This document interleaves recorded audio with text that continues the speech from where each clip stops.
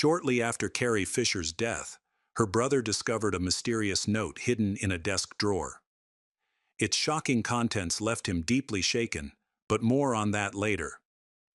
While Carrie Fisher is best known for her role as Princess Leia in Star Wars, her real-life strength and resilience only added to her legendary status. A natural writer, Fisher was never afraid to share her truth. She openly confronted her struggles with mental illness and addiction, while her tumultuous love life revealed her emotional vulnerabilities. Carrie Fisher, born on October 21, 1956, was raised in a well-known Hollywood family. Her parents were the famous Debbie Reynolds and Eddie Fisher, which placed her in the public eye from an early age. However, this glamorous life wasn't what Carrie wanted. She longed for a sense of normalcy and resented sharing her mother with the world, constantly competing for her attention. Seeking solace, she immersed herself in books, earning the nickname the Bookworm. Writing was her true passion, but her mother's influence eventually pulled her into the spotlight. At just 16, Carrie appeared alongside her mother in the Broadway production of Irene. This experience was far from the normal life she craved, and the demands of the stage soon interfered with her education, forcing her to drop out of school. A year later, she made her film debut in Shampoo. Her academic ambitions gradually faded, and her path to stardom became inevitable. Today, Carrie Fisher is inseparable from her most iconic role, Princess Leia in Star Wars. At only 19, she couldn't have imagined the cultural phenomenon the film would become. Leia's sharp wit and fearless spirit made her an icon, but behind the scenes, Fisher was hiding a painful secret that she carried for much of her life. In 2016, Fisher revealed this secret in her memoir, The Princess Diarist, which was based on the journal she kept while filming Star Wars. In it, she confirmed long-standing rumors she and Harrison Ford had an affair during the production. However, their relationship was far from the romanticized love story of Leia and Han Solo. Instead, it was complicated and troubling, casting Ford in an unflattering light. Their affair began at George Lucas's birthday party, where Fisher was the only woman in a room full of men. The situation quickly turned uncomfortable. The crew encouraged her to drink heavily, and despite disliking alcohol, her insecurities and desire to fit in led her to overindulge. As the night went on, the atmosphere grew darker. Some crew members began taking advantage of her intoxicated state, and at one point they even tried to drag her away from the party. When Harrison Ford witnessed the situation, he decided to act. In what seemed like a heroic gesture, he stepped in, saying, "Pardon me, but the lady doesn't seem to be very aware of what she wants." This sparked some commotion, and during the chaos, Ford took the opportunity to escort Carrie Fisher away from the event. He led her to the privacy of a car, where, once alone, his intentions became clear. In that car, Ford embraced the intoxicated Fisher and kissed her passionately. This moment marked the start of their 3-month affair. However, much like the awkward circumstances of their first kiss, their relationship was far from ideal. In her memoir, Carrie Fisher does not portray Harrison Ford as a particularly attentive or loving partner. Her descriptions reveal her own longing for his affection. Beyond their physical relationship, Ford rarely showed her warmth or even engaged in meaningful conversation. He was a married man with 2 children and had no intention of committing to her. Fisher, however, was entirely focused on him, consumed by her feelings. Her account of this period reflects the vulnerability and sadness of unrequited love. She admitted to fantasizing about Ford leaving his wife, and often wondered what more she could do to make him care for her. Despite her attempts to maintain humor about the situation, it is evident that their relationship was largely one-sided. Fisher wrote, "I loved him, and he allowed it." While her feelings were unreturned, she acknowledged that their off-screen chemistry benefited their on-screen romance, making their scenes together more natural. She often used humor to draw laughter from Ford, but in hindsight, she questioned whether she had chosen the wrong leading man. It wasn't just Harrison Ford who shared a connection with Fisher. Mark Hamill, who played Luke Skywalker, also admitted to feeling a spark with her. However, his professionalism kept him from pursuing anything further. Still, the two shared an intimate moment while discussing kissing techniques. Hamill recalled the moment vividly, saying, "When I think I'm a fairly good kisser, I like to let the women come to me rather than being aggressive." Fisher responded, "What do you mean?" And before they knew it, they were kissing like teenagers. Though the moment ended in awkward laughter, it left a lasting impression on Fisher. Reflecting on her affair with Ford, she also expressed regret about the missed opportunity with Hamill. Her words were poignant. "I'm sorry it's not Mark. It could have been, it should have been. It might have meant something. Maybe not much, but certainly more." Hamill, however, seemed to handle those lingering what-ifs in his own way. Fisher and Ford's affair caused quite a stir, and it deeply surprised Hamill. He admitted that if he had known about it back then, his jealousy might have gotten the better of him. However, not everything was negative. Working together on Star Wars eventually led to a lifelong friendship. For Hamill, a romantic relationship with Fisher was never meant to be. He believed she would have been too much for him, saying, "She was too creative, she was too smart, she was just the best." When George Lucas showed Fisher the outfit she would wear in the opening scenes of Return of the Jedi, she thought it was a joke. It was the slave Leia outfit, a metal bikini that left very little to the imagination. After the film's release, this outfit turned Fisher into an icon. While many adored the look, Fisher herself wasn't a fan. Wearing the revealing bikini made her uncomfortable. She wanted to look flawless and had to sit perfectly straight during filming to avoid any creases or lines. This pressure to look perfect took a toll on her self-esteem over the years. Yet, she found some satisfaction in the scene where she killed Jabba the Hutt. Fisher said, "I just couldn't wait to kill him." In the story, Jabba was the reason she had to wear the dreaded bikini, so his death felt like redemption for both her and Leia. The golden bikini wasn't the only Star Wars look Fisher disliked. She also hated Princess Leia's signature double bun hairstyle. It took 2 hours to style, meaning she had to arrive on set earlier than anyone else. To make matters worse, she thought the hairstyle was unflattering, making her face look wide and unattractive. Fisher felt immense pressure to embody the image of a princess. In fact, she almost didn't get the role at all.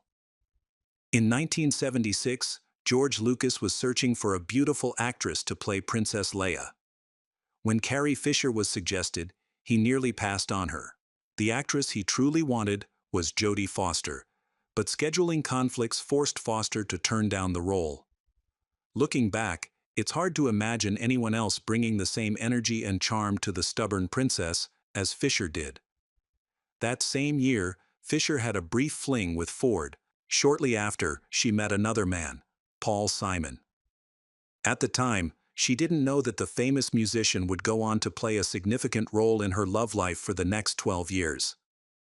The following year, Carrie Fisher appeared on Saturday Night Live and reconnected with Paul Simon. Their chemistry reignited, and before long, Carrie moved in with Simon at an apartment on New York's Central Park West. Her vibrant energy brought new life to their relationship, but it wasn't without challenges.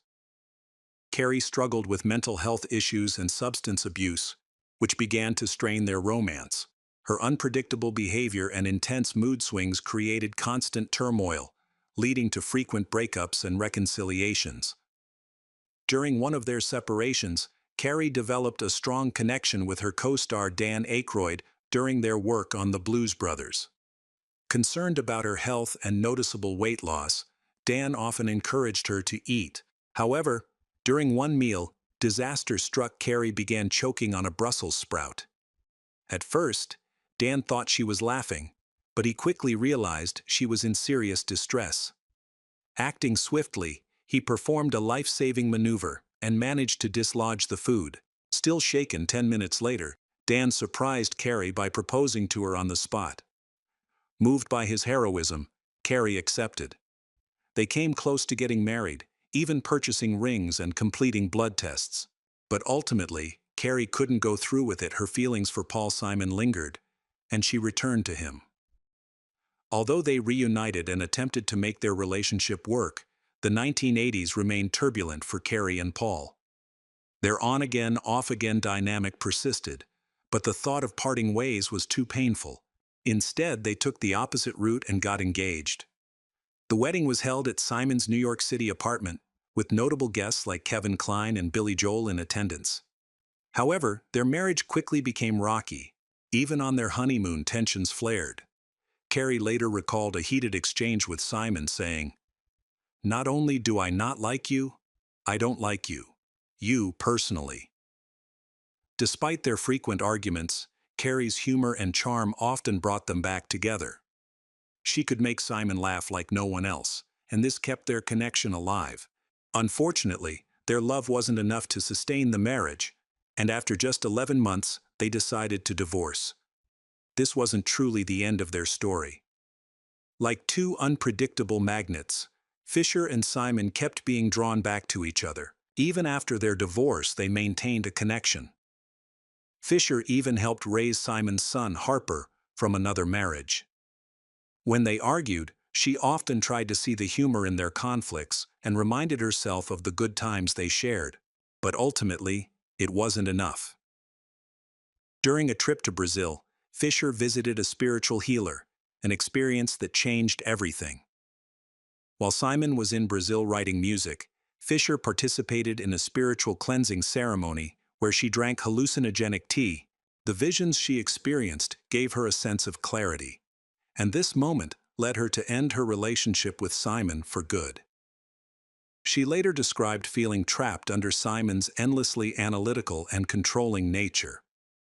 Simon, on the other hand, used their relationship as inspiration for his music, but chose to keep the details private.